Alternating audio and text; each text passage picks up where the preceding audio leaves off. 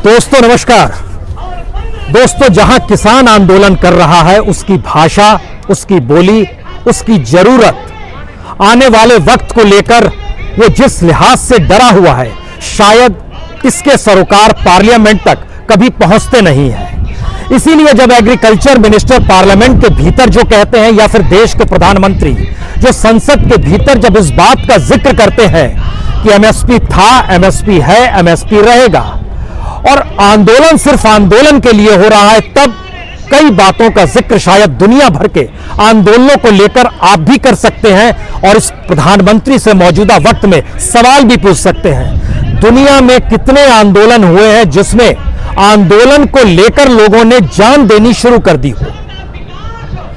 जब कोई जान दे रहा होता है तो इसका मतलब है कि वो मुद्दा उसके लिए बहुत बड़ा है। यूं ही कोई जान नहीं गंवा देता, और बीते 78 दिनों के दौर में तकरीबन 200 किसानों की मौत हुई है। सवाल सिर्फ मौत का नहीं है, सवाल है खुदकुशी करते किसानों की तादाद भी 2 दर्जन से ज्यादा की है, और पार्लियामेंट को इसका एहसास भी नहीं है। हम इस बात का जिक्र आज इसलिए करना चाहते हैं क्योंकि पार्लियामेंट के भीतर ही कांग्रेस के नेता केसी वेणुगोपाल ने एक सवाल देश के कृषि मंत्री से पूछा और कहा कि नवंबर से लेकर जो आंदोलन चल रहा है जनवरी तक के बीच में, क्या आपके पास कोई आंकड़ा है कितने किसानों की मौत हो गई है?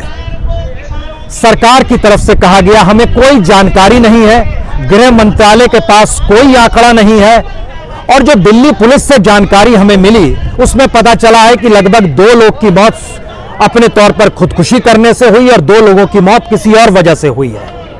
यानी कोई जानकारी नहीं है कि 200 से ज्यादा किसान अगर इस आंदोलन के वक्त अपनी जान गंवा चुके हैं, और उसमें भी 2 दर्जन किसान ऐसे जिन्होंने खुदकुशी कर ली। 24 घंटे पहले ही टिकरी बॉर्डर पर किसानों के बीच एक किसान प्लास्टिक की रस्सी में झूलते हुए पाया गया, और उसने जो खुदकुशी का पत्र लिखा था उसमें किस बात का जिक्र था? उसमें इस बात का जिक्र था कि हम इसलिए जान दे रहे हैं क्योंकि तारीख दर तारीख सरकार दे रही है, और रास्ता निकलेगा या नहीं निकलेगा इतना अंधेरा है कि ऐसे में जान देने के अलावे कुछ बचता नहीं है। तो क्या दुनिया में ऐसे कितने मुद्दे हुए हैं जिन मुद्दों को लेकर आंदोलन हो और उस आंदोलन के बीच में लोग खुदकुशी करने लगे? आपको नजर नहीं आएगा।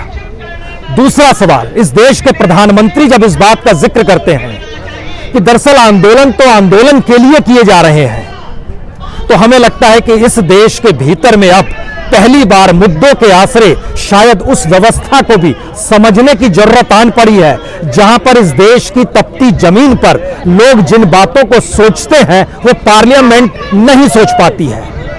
सीधे तौर पर कहें तो लगातार लोगों की आवाजाही किसान आंदोलनों में जो हो रही है, जो पंचायत और महापंचायतों में जो हो रही है, उन आंदोलनों के भीतर की नब्ज को जब आप टटोलेंगे तो 2-3 बातें आपके जहन में बहुत साफ तौर पर उभरेगी।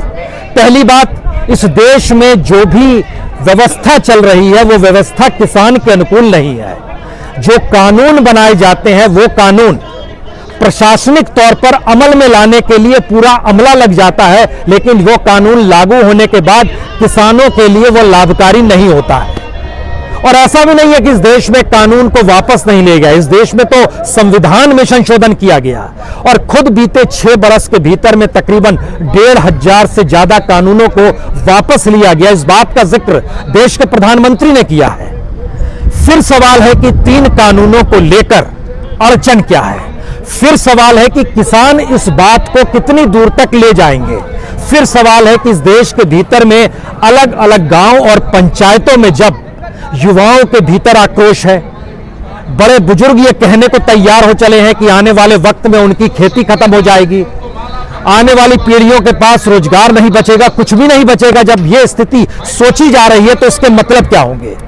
इसके कई मतलब है, और अब ये मतलब शायद 3 कानूनों से आगे निकल गए हैं, क्योंकि राजनीतिक तौर पर किसी भी नेता की रैली में जितनी भी भीड़ होती है उससे कहीं ज्यादा भीड़ अगर महापंचायतों में हो रही है, अगर आंदोलन को लेकर भीड़ पंचायत दर पंचायत, गांव दर गांव जुटते चले जा रहे हैं, और उनकी तादाद 1 तरीके से अगर जोड़ी जाए तो बीते लगभग 26 तारीख के बाद से, यानी 26 जनवरी के बाद से जो लगभग 33 पंचायतें 4 राज्यों में अलग अलग जिलों में हुई है, उसकी तादाद जो है तकरीबन 50 लाख पार कर जाएगी।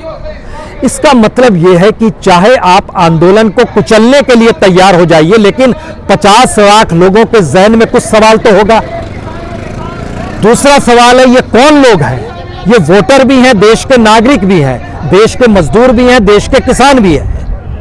तो क्या इनके भीतर जो सवाल हैं उन सवालों को सरकार दबा देगी, या सरकार की तरफ से जब पार्लियामेंट के भीतर ये सवाल उभर के निकल कर आता है कि आप हमें बताइए, हम चीजों को संशोधन में ले आएंगे, तो फिर एक दूसरा सवाल नजर में आता है कि दरअसल आजादी के बाद से भारत के एग्रीकल्चर और भारत की कृषि व्यवस्था को कभी भी मुख्य धारा में शामिल किया ही नहीं गया। और जो पश्चिमी उत्तर प्रदेश का हिस्सा है, जहां से इस आंदोलन ने एक नए तरीके के तेवर दिखाने शुरू किए, जो राकेश टिकैत की मौजूदगी में बातें शुरू हुई, उसका जन्म यूं ही नहीं हुआ है। हमें लगता है कि इस पूरे इलाके में गन्ना किसानों की स्थिति क्या है, हम आपको यह भी बताएं। इस इलाके के भीतर के जो मुद्दे हैं उन मुद्दों को भी उभारें। लेकिन पार्लियामेंट की आवाज जब प्राइम मिनिस्टर के जरिए यह निकलती है कि आंदोलन करने के लिए आंदोलन किए जा रहे हैं, और देश के एग्रीकल्चर मिनिस्टर जब जिक्र करते हो कि दरअसल हमको तो समझ में नहीं आ रहा है कि इसमें क्या बदलाव करना है, कोई बताने को तैयार नहीं है, तो इसका मतलब है बीते 11-12 बैठकें जो हुई उसका कोई मतलब एग्रीकल्चर मिनिस्टर ने नहीं सुना। जो लगातार जिन बातों को जिक्र किया जा रहा है उसका कोई मतलब नहीं है। तो हमें लगता है कि आज दरअसल किसानों की बात किसानों के जरिए इसलिए करने की जरूरत है क्योंकि सरकारी आंकड़े हमारे पास हैं, और खास तौर से सरकारी आंकड़े इसलिए जरूरत है क्योंकि पश्चिमी उत्तर प्रदेश में गन्ना किसानों की मौजूदगी है। दो सवाल बार बार थे कि पंजाब और हरियाणा में ज्यादातर गेहूं और चावल होता है, जो एमएसपी की कीमत पे अगर नहीं खरीदा गया तो स्थिति विकट हो जाएगी। सनराइज समाचार को सब्सक्राइब करें और बेल आइकन को ऑल पे सेट करें ताकि आप हमारी आने वाली वीडियो का नोटिफिकेशन सबसे पहले पा सकें।